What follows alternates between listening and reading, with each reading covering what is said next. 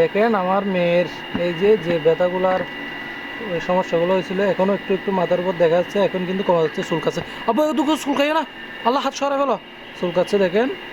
তো দেখেন হাতের মধ্যে ওষুধ দিয়েছি তো এর জন্য চুলকাচ্ছে, এখন অনেকটা কমেছে। আব্বা এগুলো ধরিও না, এগুলো ধরিও না। তুমি কোথায় যাবে এখন? কোথায় যাবে যে মশাই কামড় দিচ্ছে? আচ্ছা বাড়িতে ঢুকে দাও তাহলে, ওই আম্মুসাও একসাথে বের হবো যে না। হ্যাঁ, আম্মুসাও বের হবো যে একসাথে। আসসালামু আলাইকুম, সবাই কেমন আছেন? আপনারা অনেকে আমাদেরকে কমেন্ট করতেছেন যে মিজান ভাই নুবার শরীর এখন কেমন আছে, এরকম বারবার কমেন্ট করতেছেন। তো আপনাদেরকে আপডেট দেওয়ার জন্য চলে আসছি।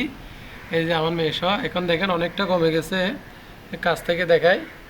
তো আপনারা অনেকে বলতেছেন মানে মিজান ভাই এগুলো কী জন্য হয়েছে, এটা হচ্ছে যে অন্যের ছোটো থেকে মিষ্টি খাইতো, মিষ্টি জাতীয় জিনিস খাওয়ার জন্য দাঁতে ফুকে খাইছিল, ব্রাশ করে, কিন্তু ওই যে দুষ্ট মেয়েরা, ছোটো ছোটো মেয়েরা তো অবশ্যই দুষ্ট থাকে।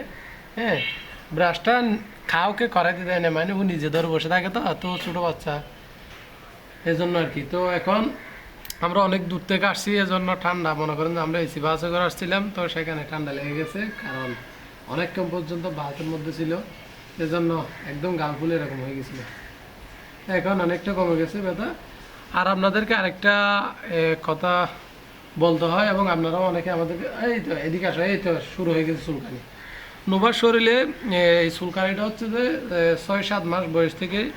এরপর অনেক ডাক্তার দেখাইছি, এদিকে আসতে বলছি না, এরপর অনেক ডাক্তার দেখাইছি, মনে করেন যে এমবিবিএস থেকে শুরু করে এমনি গ্রামের যেগুলো ডাক্তার থাকে এগুলো সব, মানে এমন মনে হয় ডাক্তার বাকিনে দেখেন এরকম, মনে করেন যে ওষুধ যতক্ষণ পর্যন্ত ওষুধ খায় ততক্ষণ ভালো থাকে, এরপর আবার হয়ে যায়। কী সমস্যা বুঝতেছি না। তো আপনাদের যদি কোনো এরকম ওষুধ থাকে বা পরামর্শ থাকে, যারা জানেন তারা আমাদেরকে অবশ্যই গ্রহণ করে। এই যে এখানে দেখেন, আমি যদি কাছ থেকে দেখাই, এই যে হয়তো দেখা যাচ্ছে লাল লাল দাগগুলো, ভালোভাবে আমি একটু কাছ থেকে দেখাই আপনাদেরকে।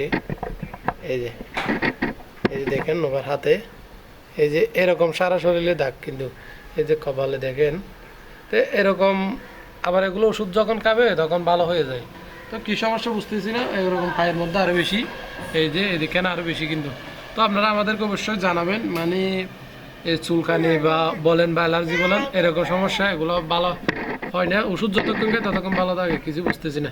তো যারা এরকম সমস্যা পড়ছিলেন, যাদের বাচ্চা নিয়ে, তারা অবশ্যই আমাদেরকে জানাবেন কী করতে পারি। তো আজকের মতো অন্যবার আপডেটটা দিলাম, কারণ অনেকে কমেন্ট করতেছেন এর জন্য। তো সবাই ভালো থাকবেন, সুস্থ থাকবেন, আল্লাহ হাফেজ।